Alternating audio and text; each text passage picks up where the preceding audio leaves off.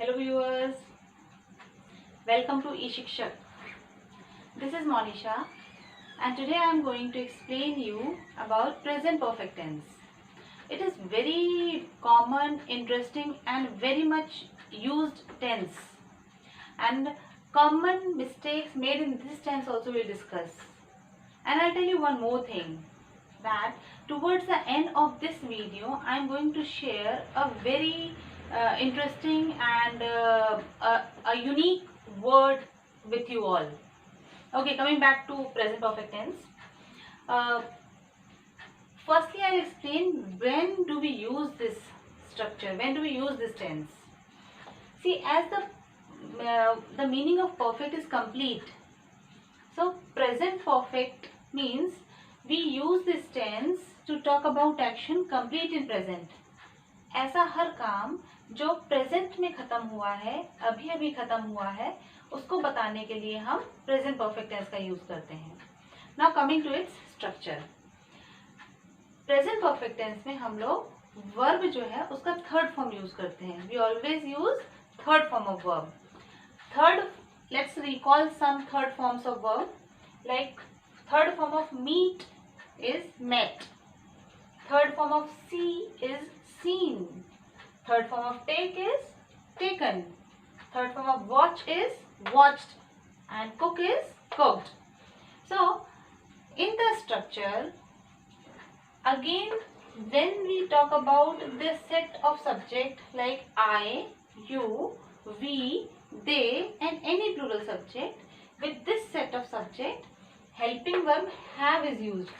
Have आएगा, इनमें से कोई भी यदि subject है तो उसके बाद हम हैव यूज करेंगे and after have verb which is in third form.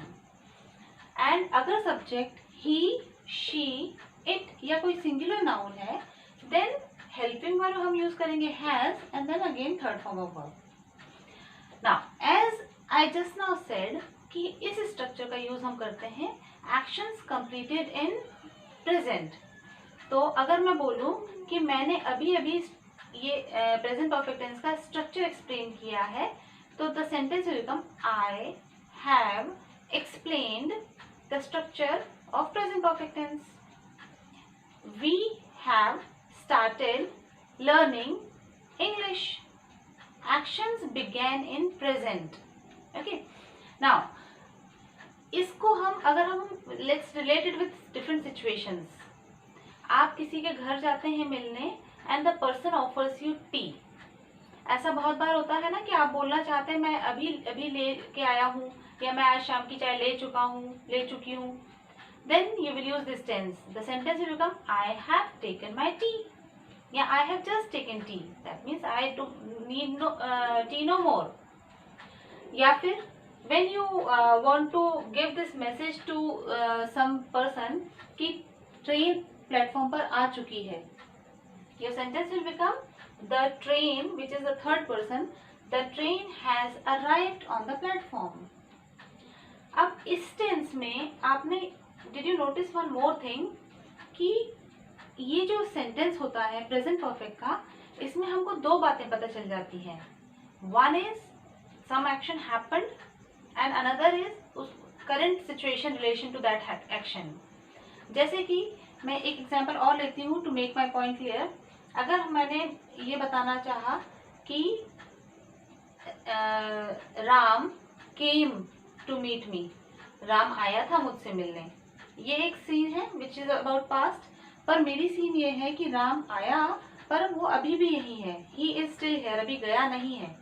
तो यहाँ दो बातें हैं, Ram came and another is he is still here. इन दोनों को मिला के I can make one sentence, Ram has come to meet me, which automatically points out on two things कि वो आ चुका है पर अभी भी यही है.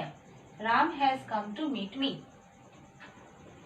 ऐसे सभी sentences which we make in present perfect, always remember, since it is used to talk about action complete in present, लेकिन हम इस स्ट्रक्चर में कभी कभी ऐसे एक्शंस की बात भी करते हैं जो खत्म तो पास्ट में हुए हैं लेकिन उनका कनेक्शन अब प्रेजेंट से है, अभी तक भी है.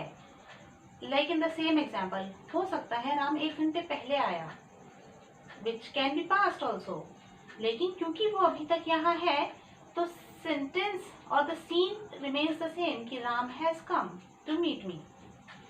सिमिलरली जब आप इंटरव्यू के लिए जाते हैं, आपसे पूछा जाता है कि व्हाट्स योर क्वालिफिकेशन, आप बोलते हैं ना आई हैव डन MBA। हो सकता है MBA कंप्लीट के 2 साल हो चुके हैं, still since that degree is always with you, MBA की डिग्री तो हमेशा आपके साथ रहेगी, तो आप यही sentence I have done, done is third form of do, I have done which is this structure, you can say I have done MBA even after 5 years 10 years also। Are you getting my point? कि ऐसा काम जो थोड़ा सा past में भी हुआ है पर उसका कनेक्शन प्रेजेंट से भी है अभी भी, उसको भी हम इस टेंस में बोल सकते हैं। जो काम अभी अभी हुए हैं वो तो हमें बोलने ही है। आई have just started my work, अभी अभी मैंने अपना काम शुरू किया है, which is about just now. लेकिन इफ आई से I have started working in company ABC, हो सकता है it may be a week earlier or a month earlier, you can say because you are still working in that company। now one important point to be noted here, इस tense में कभी भी ऐसा कोई time element use नहीं किया जाता जो कि पास्ट को पॉइंट आउट करता है। In the examples which we discuss just now, ये सारे सेंटेंस तभी तक करेक्ट हैं जब तक आपने उसमें टाइम मेंशन नहीं किया। Like I have done MBA, it is correct. If you say I have done MBA in 2015, then it will be wrong. आपको यदि ईयर मेंशन करना है तो आपका सेंटेंस पास्ट में ही बनेगा, I did MBA in 2015। So do not use any time element showing past in this tense, which is a common mistake, right? And that past time element can be yesterday, last week, in the morning, 10 years back। इस तरह का कोई time element use नहीं होगा इस tense के साथ। Hope this explanation is clear to you all। Rest part of this tense like negatives and other things I will tell in the next video। Now coming to that interesting word which I am going to share in this video today। Do you all know what do we call people who watch TV a lot? जो लोग बहुत ज़्यादा TV देखते हैं हम उनको क्या बोलते हैं? We call them couch potato।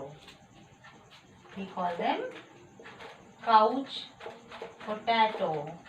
So try to see talk to people and tell them if they watch TV a lot, you are a couch potato। Keep watching, keep learning. Bye bye।